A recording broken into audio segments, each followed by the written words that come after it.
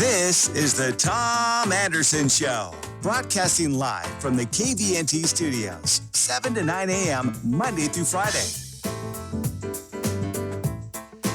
Well, we have a mayor's race, my friends, and there was a runoff. Nobody got 45% plus one. And one of the candidates, this guy I always used to think I had a good resume back in the day when I was his age running for state house. But then I saw Forrest Dunbar's and I was like, geez, you really have done a lot in your youth. Forrest Dunbar joins us. He's one of the two candidates running. How are you today? I bet you're tired, Forrest. Are you eager for Tuesday to come and go and have this done? Well, thank you, Tom. Thank you for having me. Can you hear me okay? I sure can. Okay, great. I'm actually on a little walk in Russian Jack Park near my house. I've got you on my headset here. It's just, the birds are singing, the sun's coming out, spring's in Anchorage.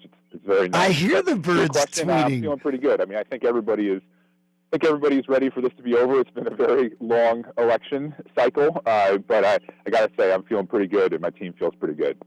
Well, and you have a big team, and, we see, I'm in the ad agency world, and, typically on the other side of the aisle from you, not personal, just how it is philosophically. And so we are helping candidates all the time, and you guys, I will give you a lot of cred because I'm in the industry, and you guys have done very well in your messaging and branding and the, Run Forrest Run you've had for a while since you went after Don Young back in the day. And I'm impressed to that end. What would you say is the biggest hurdle right now? You don't have to give away your strategy, and we'll get into some questions.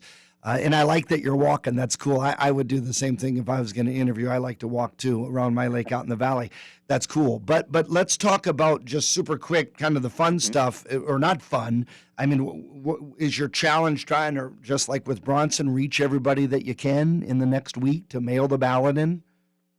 Yeah, I think that's a lot of it, right? We've never had a vote-by-mail runoff before. The window is very short. It's a very quick race, and so it's a little bit challenging to sort of identify the likely voter universe and sort of know who to reach out to quickly with our message. But we do think we have a winning message, and I think early returns are looking pretty good for us, just based on who is returning their ballot in the last couple weeks. Now, I reached out when your team reached out to us. I said, hey, I'm going to ask some questions. And, I'm a thinker like you. And we have this is typical talk shows are right-leaning. So they're going to say, someone might say, why have Forrest on? Or we don't support him. Or, hey, I've got a couple, rock'em sock'em questions to kind of unnerve them. Not that you'd be unnerved. And I don't roll like that. I want to get into the kind of the questions. For instance, the one thing I sent to your team was this idea that Forrest Dunbar, the notion, there's a lot of photos that float around, and it's not meant for endearment. It's meant like, hey, look he's a rabble rouser. He's at a protest, or he's at a parade, or he's at a whatever, or that's what it says. You might just be at a parade at the Park Strip, but they're like, look at him protesting. And so, some folks are saying, if not more than some folks are saying, hey, we're looking at veterans or faith-based or this or that. We're not so concerned about fringe groups, their words, not yours, like Black Lives Matter or Antifa or a gay pride parade, even though LGBTQ are in Anchorage, and I think they should be, for the most part, respected. How do you answer someone saying you have the wrong priorities using those cited examples? And just to help you out, would you say that's not my agenda, that's part of my theme? Or would you say, no, I'm really concerned about race and culture and biases? Well, you asked several questions there. I would say first, if you look at what we're actually running on, what we're proposing, it's about jobs, economic growth, economic diversity. That's what I care about. That's what really we have been working on the most. You look at my actual record. I voted to increase the size of the Anchorage Police Department by 100 officers, additional non-sworn officers. We reduced 911 wait times. Property crime has fallen 41% in the last 3 years. You look at the MLMP sale. We took that money and put it into the municipal trust so it could generate revenue. I mean, most of municipal politics is not partisan. It's not connected to these national issues. I do think it's sort of strange that Mr. Bronson keeps bringing up Antifa. Antifa is not in Anchorage. Antifa is not something that has ever been an issue here the Anchorage Police Department did a very good job, along with peaceful protesters this summer, downtown and in Midtown. And we didn't have anything like what happened elsewhere, because we've done a really good work building trust, and the APD has done good work building trust with the community and connections to the community. So again, municipal government is about delivery of core public services. It's roads, it's drainage, it's zoning, it's for the fire department. And there's really not much partisan about it. And that is what I've been working on for the last 5 years, and those are my kind of priorities. Good public services at hopefully a reasonable price here in Anchorage. Trying to keep property taxes down as much as possible. We've been able to diversify the revenue streams of the city, even as the state has pulled back. And so, again, that's what it's about, delivering those core public services. One aspect of governance and bureaucracy is who is chosen to lead in various departments. And I was really happy to see the new chief of the Anchorage Police Department named. Do you know him? Can you work with him? Is that someone that you would keep on? I hope he stays on, but I because I've heard a lot of good things about him. I don't know him, never met him, never interviewed him. What were your thoughts on that selection? Yeah, I know Acting Chief McCoy very well. Actually, we both served in the military. He's been the deputy chief for the last several years, and so I've been working with him and Chief Dahl a lot on a variety of programs. In fact, he was one of the leaders that helped create the mental health first responder program in the fire department. But of course, they relate to the APD. And so I've spoken with Ken many times. I've worked with him very well, and I intend to keep him on. If I'm the mayor, I intend to make him the permanent chief. Republicans often, me included, talk about efficiencies, and not to say you don't, or a Democrat wouldn't, and I know this is nonpartisan, but we still have our philosophies, and you bring that to the table if you're the mayor. Do you agree with that being a priority, efficiencies in government and cutting? ADN just wrote, Emily Goodycoon's an article, and yeah. I actually didn't read it all, I'm embarrassed to say, but I'll at least be honest. And so I glanced through it, but the headline was kind of, hey, Bronson's going to cut, didn't reference you in the headline. But what is your take on that when someone might say, dude, you're a Democrat, you're not going to cut, you want bigger government, more taxes? Do you get frustrated with that, or is that accurate, or do you get sick of those labels? Well, for me, it's about delivering core public services. And yes, absolutely, it's the most efficient we can be. And we've done things like try to do shared services, shared facilities maintenance, snow removal, that kind of thing with the school district. And that's something that I certainly support, because if we can become more efficient, then we can deliver these things, more of the things that I really want. When someone has chest pains, when a senior has a heart attack in East Anchorage, where I represent, I want an EMT firefighter to be there as quickly as possible, right? That's the kind of service that the municipality delivers. And if we can make it more efficient and they can get there quickly, or we can have more firefighters to do that because we can save money elsewhere, then I want to do that. But no, I said in that exact article that I don't see the need for a large growth in Anchorage's government or in additional tax revenues. In fact, we have held the number of municipal employees just about flat for the last several years. The only place we've had significant increases, really the only place we've had much of any increase at all, has been at the Anchorage Police Department, which I think there's bipartisan support for.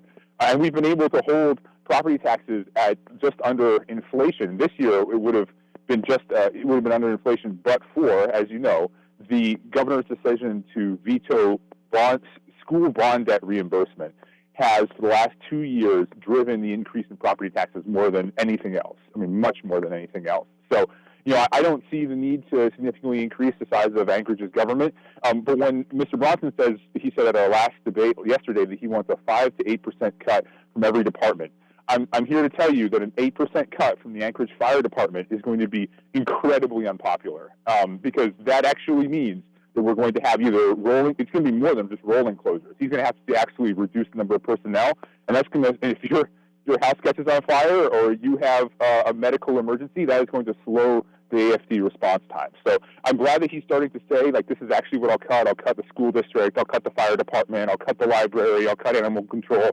He's starting to at least identify cuts, which he hadn't done until recently.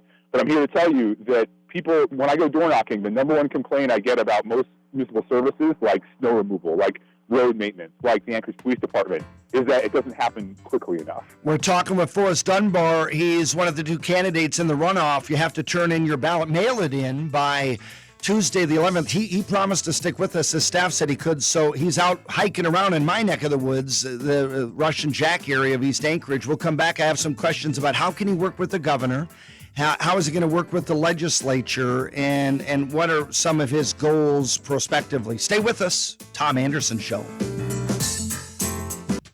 This is the Tom Anderson Show, broadcasting live from the KVNT studios, 7 to 9 a.m., Monday through Friday.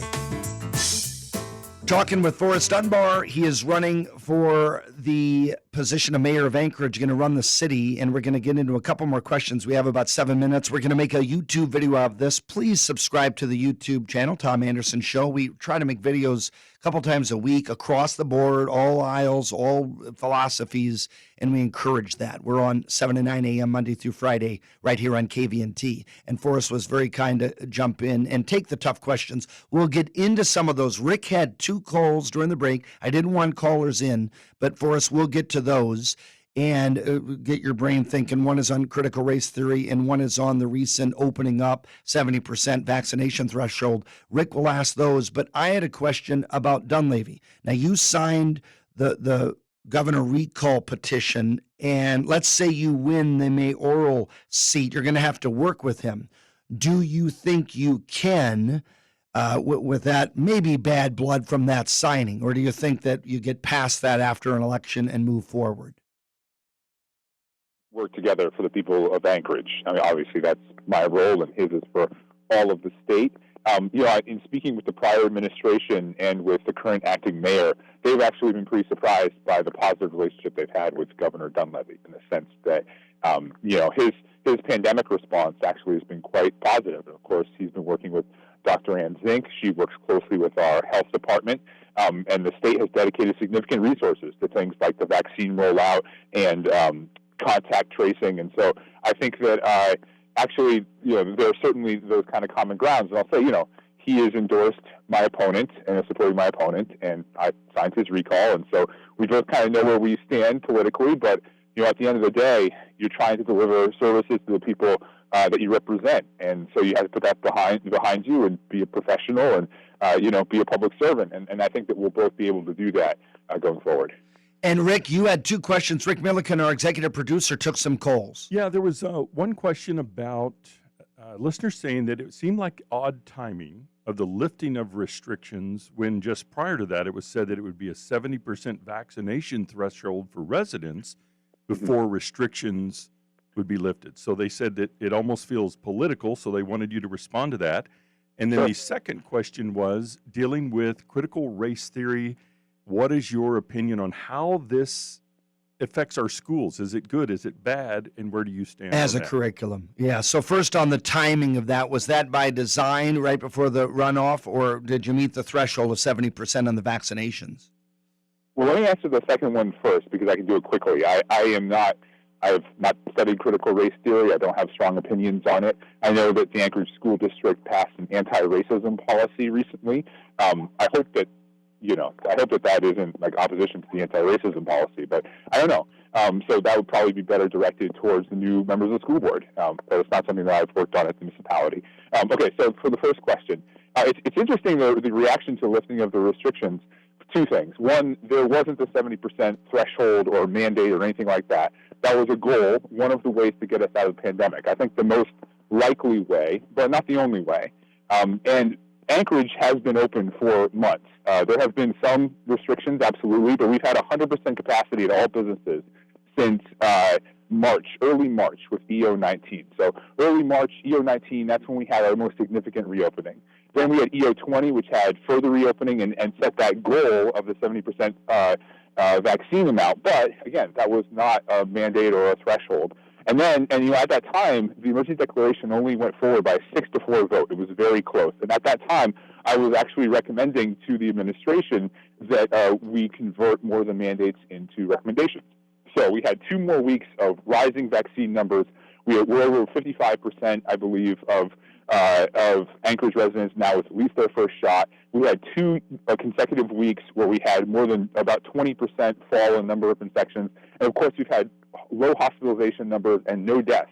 Except for the recent man who died, I think, yesterday in Wasilla. But before that, in Anchorage, we hadn't had deaths for many weeks. And so that was what motivated the further loosening of those emergency mandates. But again, it went in this sort of gradual process for the last 3 months, the most significant reopening happening in early March. So I thought the reaction to the decision last week was pretty interesting. And I think it has less to do with folks who are, sort of following the reopening as it's been happening for the last several months, and more to do with, I think that Mr. Bronson's door knockers are going out now and trying to reach out to folks beyond sort of the base that carried him into the runoff, and they're realizing that the vast majority of people in Anchorage are not experiencing anything like a shutdown or a lockdown. Most people have been back at work for months. The schools are open, obviously, the churches are open. There haven't been any significant capacity restrictions since early March. And so I think that the messaging kind of isn't landing anymore, and I think that's driving some of the frustration on their part. By the way, it's you little devil moment from me, the advertising guy. I'm Forrest Dunbar. I've fished. I've worked construction. You got your Carhartt. You're a nice-looking guy. You obviously got the presentation, but Harvard, Yale, West Point, this is my question. Is there a reason, and I'm kind of, joking with you here, but I mean that you're kind of not. Are you not promoting that? Dude, West Point, you know how hard it is to get into West Point? I didn't go to West Point. I thought you No, I was a direct commission. I didn't go to West Point. Okay. I would have been honored to go to West Point. I actually didn't apply. Maybe I should have in retrospect. Someone told me that you got in, but with your Ivy League schools, and I mean everybody dreams to get into those, so I'm not picking on you. Why don't you mention lawyer and those things, or have you? I don't know. I haven't followed every word you've said in terms of branding. And I'm sorry about the West Point. That was wrong. No worries. I mean, like I said, long gray line. That's a proud tradition, but it's not one that I'm a part of. It's interesting. People talk about that with me sometimes, and I say, the most important school that I graduated from was Cordova Junior Senior High School. I mean, that was the school that had the most impact on me. And when I was coming out of high school, I didn't go to a fancy private school. I was a scholarship kid. I paid for my own way through college. I went to American University in Washington, D.C., and I went there because they gave me a scholarship. I mean, that was the only reason I was able to go to that school. And, I eventually did get into those other schools, but I always thought it was sort of interesting. At those schools, the people there, certainly they're very smart, but they're not really any smarter than a lot of the other people I met along the way, going all the way back to Cordova. They just sort of a lot of them had kind of these preparatory experiences. They went to the right schools. They had the right kind of tutors. They had frankly, the right parents, and that sort of set them on that path. And so, yeah, I'm not embarrassed that I went to those schools. I worked hard to get there, but I just feel like it's kind of a less important part of my biography than the fact that I'm from Alaska and I'm proud to be from here. Yeah, no, that makes sense. And I've defended you in the sense that I've had folks say, no, he's hiding that. And I said, it may be humility that he doesn't want to cram that down people's throats. Most of us couldn't get into Yale Law School or Harvard Law School or Harvard anything. And so, and I did well academically, and I'm not a dummy, but I mean, there's a level where it's like, wow, so I can speak as a fellow law school grad that's a big deal. In terms of veteran, do you think that's a mano-a-mano? Dave Bronson really can you give him credit that he B-1 bomber, lot of service, and then in transitioning into flight, do you think he has good credentials to be mayor? I mean, I've never heard you say otherwise to that. Or do you think that your assembly experience is something that is important versus someone that hasn't been in government? I mean, I certainly honor his experience as a veteran, and by all accounts, I'm sure he was an excellent pilot. To become a Delta pilot, a commercial airline pilot, making 6 figures, you have to have been a good pilot elsewhere. Those are very well paid and competitive jobs, and so I definitely, I'm sure he was a great pilot.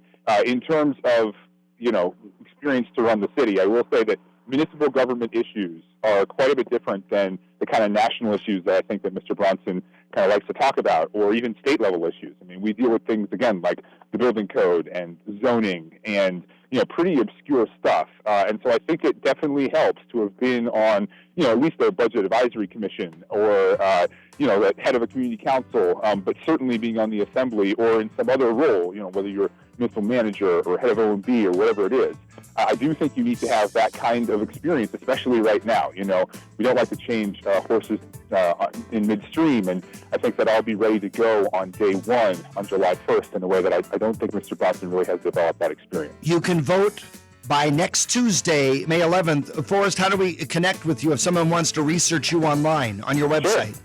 Yeah, go to forrestdunbar.com, particularly Forrest Dunbar /business plan. There's a lot of information there about our 10-point business back plan for jobs and economic growth. Awesome. Thank you so much for having me, Tom. Hey, Forrest, thank you so much. Forrest Dunbar running for mayor. It was an honor to have him on, and we'll get Dave Bronson on again before the election day. Folks, enjoy your morning. Drive safe. God bless. Tom Anderson Show.